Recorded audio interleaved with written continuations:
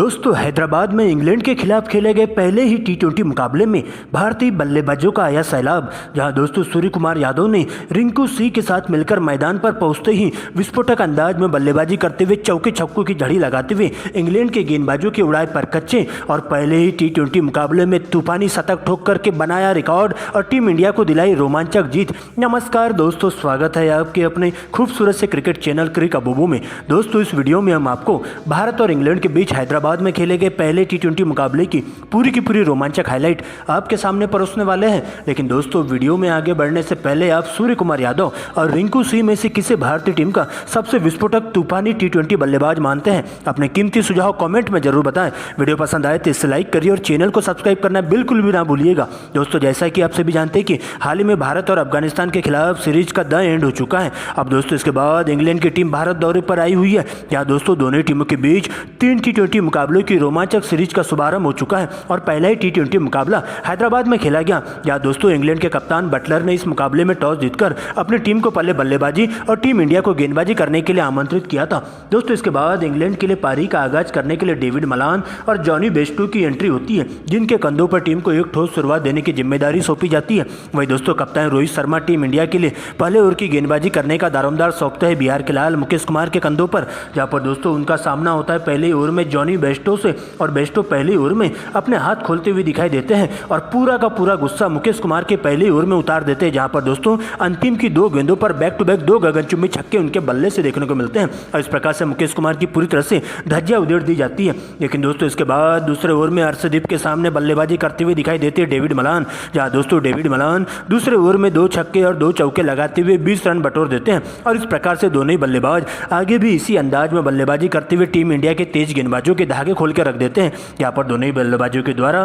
बेहतरीन अंदाज में बल्लेबाजी की जाती है और अच्छी गेंदों को छोड़ते हुए खराब गेंदों पर करारा प्रहार करते हुए उन्हें सीधा दर्शक दीर्घा के बाहर पहुंचाने का काम किया जाता है और इस प्रकार से पावर प्ले का भरपूर फायदा उठाते हुए टीम के स्कोर को 6 ओवर की समाप्ति के बाद बिना विकेट गंवाए 60 रनों तक पहुंचा दिया जाता है। और यहाँ से दोनों ही बल्लेबाज आगे भी इसी अंदाज में बल्लेबाजी करते हुए भारतीय टीम के तेज गेंदबाजों के साथ साथ स्पिन गेंदबाजों का डटकर मुकाबला करते हुए उन्हें विकेट के लिए तरसाते हुए दिखाई देते हैं और दोनों ही बल्लेबाज अपनी अपनी हाफ सेंचुरी भी पूरी कर लेते हैं और 10 ओवरों के खेल में टीम के स्कोर को 100 रनों तक पहुंचा देते हैं। लेकिन दोस्तों इसी बीच इस पनपती हुई साझेदारी के ताबूत में कील ठोकने के लिए कप्तान रोहित शर्मा 11 ओवर की गेंदबाजी टीम इंडिया के स्पिन के जादूगर रवि बिश्नोई के हाथों में सौंपते हैं। यहाँ पर दोस्तों रवि बिश्नोई आते ही अपनी फिरकी के माया जाल में फंसाते हुए टीम इंडिया के लिए खतरनाक साबित हो रहे डेविड मलान को अपना शिकार बनाते हैं और ओवर की दूसरी गेंद पर उन्हें 52 के स्कोर पर क्लीन बोल्ड कर दिया जाता है और इंग्लैंड की टीम को पहला बड़ा झटका 101 रनों पर लगता है। लेकिन दोस्तों इसी ओवर की अंतिम गेंद पर जॉनी बेस्टो भी जल्दबाजी कर बैठते हैं और उन्हें भी 55 के स्कोर पर क्लीन बोल्ड करते हुए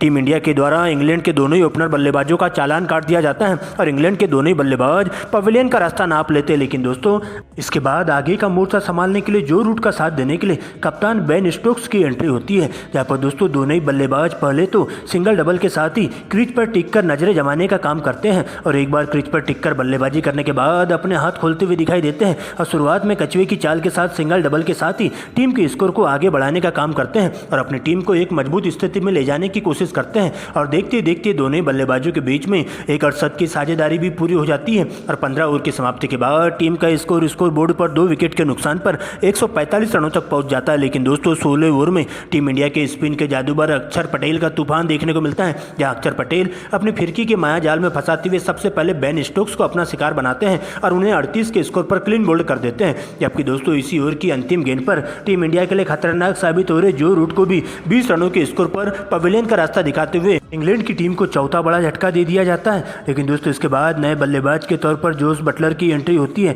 जहां पर लिविंगस्टन के साथ मिलकर दोनों बल्लेबाज आगे का मोर्चा संभालते हैं और अंतिम के 4 ओवरों में विस्फोटक अंदाज में बल्लेबाजी करते हुए भारतीय टीम के तेज गेंदबाजों के साथ साथ स्पिन गेंदबाजों की जम के क्लास ली जाती है। यहाँ पर दोनों बल्लेबाजों के द्वारा बॉल देखो और बॉल पेलो वाले नियम के तहत बल्लेबाजी की जाती है और तूफानी अंदाज में बल्लेबाजी करते हुए टीम इंडिया के गेंदबाजों के धागे खोल के रख दिए जाते हैं और इस प्रकार से दोस्तों टीम इंडिया के लिए पूरी तरह से खतरनाक साबित दिखाई देते हैं और दोनों ही बल्लेबाजों के बीच में एक अड़सठ की साझेदारी पूरी हो जाती है। लेकिन दोस्तों अंतिम ओवर में टीम इंडिया के तेज गेंदबाज मुकेश कुमार के द्वारा खतरनाक गेंदबाजी का नजारा पेश किया जाता है। यहाँ पर दोस्तों सबसे पहले बटलर को अपना शिकार बनाया जाता है 51 के स्कोर पर। तो वही दोस्तों इसी ओवर की अंतिम गेंद पर लिविंगस्टन भी बड़ा शॉट खेलने के चक्कर में सीमा रेखा के पास कैच आउट हो जाते हैं और इस प्रकार से एक ही ओवर में 2 विकेट लेकर इंग्लैंड के बल्लेबाजों की कमर तोड़ के रख देते हैं मुकेश कुमार। और इस प्रकार से इंग्लैंड की टीम पूरे 20 ओवरों में 6 विकेट गंवाकर स्कोर बोर्ड पर 185 रन बना पाती है और टीम इंडिया को पहले T20 मुकाबले में जीत हासिल करने के लिए 186 रनों का विशाल लक्ष्य दे दिया जाता है।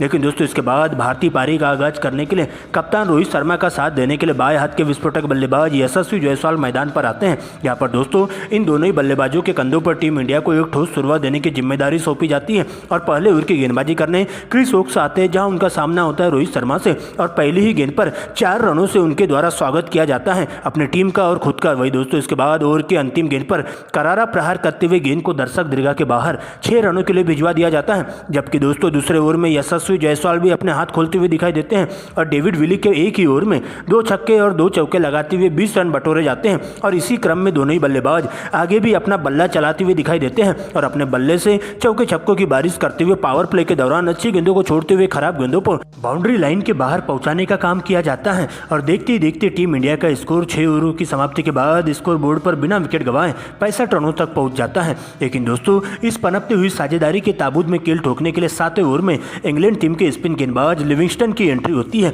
और आते ही अपनी खतरनाक स्पिन गेंदबाजी की बदौलत टीम इंडिया को पहला बड़ा झटका यशस्वी जायसवाल के रूप में देते हैं, जहां दोस्तों उन्हें 35 के स्कोर पर बड़ा शॉट मारने के चक्कर में सीमा रेखा के पास कैच आउट करवा दिया जाता है। जिसके बाद दोस्तों इसी ओवर की अंतिम गेंद पर रोहित शर्मा भी जल्दबाजी कर बैठते हैं। यहाँ रोहित शर्मा पहले तो 5वीं गेंद पर एक चौका लगाते हैं, लेकिन अंतिम गेंद पर एक और बड़ा शॉट मारने के चक्कर में सीमा रेखा के पास 40 रनों के स्कोर पर कैच आउट होकर डगआउट की ओर लौट जाते हैं। इसके बाद विराट कोहली की एंट्री होती है और दोस्तों इसके बाद विराट कोहली सूर्य कुमार यादव के साथ मिलकर अगले कुछ ओवरों में कुछ अच्छे शॉट्स लगाते हुए दिखाई देते हैं। जहाँ पर दोस्तों 90वें ओवर की अंतिम गेंद पर विराट कोहली एक छक्का लगा देते हैं, लेकिन दोस्तों अगले ही ओवर की पहली गेंद पर विराट कोहली जल्दबाजी कर बैठते हैं और मात्र 18 रनों के स्कोर पर कैच आउट होकर डगआउट की ओर लौट जाते हैं। और इस प्रकार से लगातार 3 विकेट गिरने से टीम इंडिया के टॉप ऑर्डर बल्लेबाजों पूरी तरह से लड़खड़ा सी जाती है। लेकिन दोस्तों अभी भी सूर्य कुमार यादव अंगद की तरह डटकर मुकाबला करते हुए चले जाते हैं और अब उनका साथ देने के लिए नए बल्लेबाज के तौर पर टीम इंडिया के खली के नाम से मशहूर